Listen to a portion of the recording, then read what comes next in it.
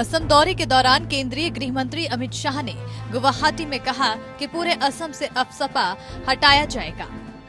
शाह ने कहा कि मोदी सरकार के 8 साल के राज में राज्य के 23 जिलों यानी 60% हिस्से से ये हटाया जा चुका है।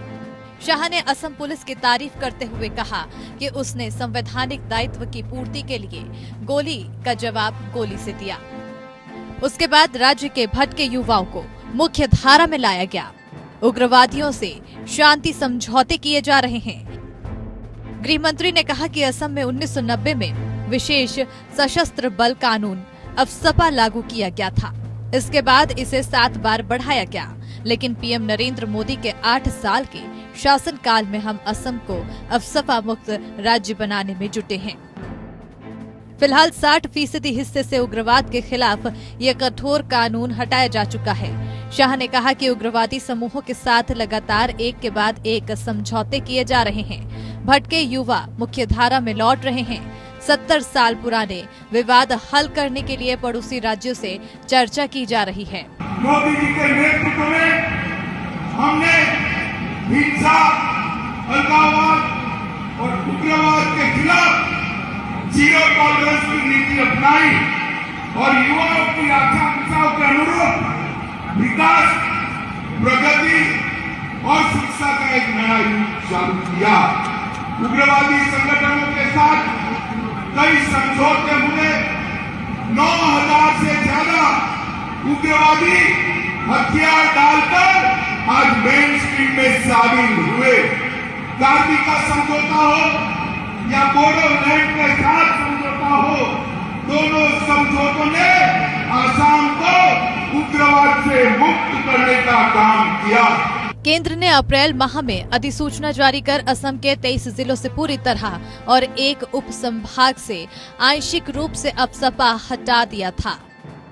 असम के 9 जिलों तिनसुकिया, डिब्रूगढ़, चराईदेव, शिवसागर, जोरहाट, गोलाघाट, कार्बी आंगलोंग, वेस्ट कार्बी आंगलोंग, दिमा हसाओ और कछार जिले के लखीमपुर उप संभाग में अफसपा लागू रहेगा। पूर्वोत्तर के बड़े हिस्से से अफसपा हटाने के केंद्र के फैसले के बाद ये कानून अब सिर्फ 31 जिलों में पूरी तरह और 12 में आंशिक रूप से प्रभावी है। इन जिलों को 1 अप्रैल से 6 महीने के लिए अशांत घोषित किया है। असम, नागालैंड, मणिपुर और अरुणाचल प्रदेश में कुल 90 जिले हैं।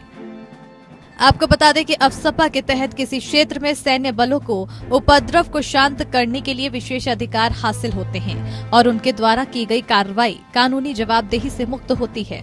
इसे मेघालय से 2018 में, त्रिपुरा से 2015 और 1990 के दशक में मिजोरम से पूरी तरह हटा लिया गया था।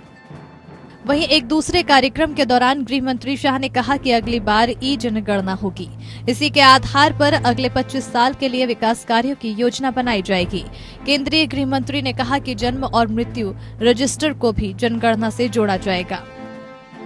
इसके साथ ही उन्होंने वादा किया कि वो अपने परिवार के साथ सॉफ्टवेयर में सभी विवरण ऑनलाइन भरने वाले पहले व्यक्ति होंगे जब इसे लॉन्च किया जाएगा। ई जनगणना की प्रक्रिया का विवरण देते हुए शाह ने कहा कि 2024 तक हर जन्म और मृत्यु का पंजीकरण किया जाएगा, जिसका मतलब है कि हमारी जनगणना अपने आप अपडेट हो जाएगी।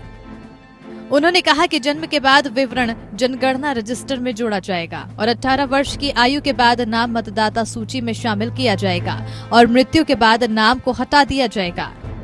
उन्होंने दावा किया कि इससे नाम पता बदलने में भी आसानी होगी। गृह मंत्रालय ने जनगणना को और अधिक परफेक्ट बनाने के लिए आधुनिक तकनीकों का सहारा लेने का फैसला किया है। केंद्रीय गृह मंत्री ने जोर देकर कहा कि अगली जनगणना ई जनगणना होगी और 100% पूर्ण जनगणना होगी। गृह मंत्री ने कहा कि नीति निर्माण में जनगणना की महत्वपूर्ण भूमिका होती है। केवल जनगणना ही बता सकती है कि विकास की स्थिति क्या है। एससी और एसटी शहरों और गांवों में लोगों की किस तरह की जीवन शैली है।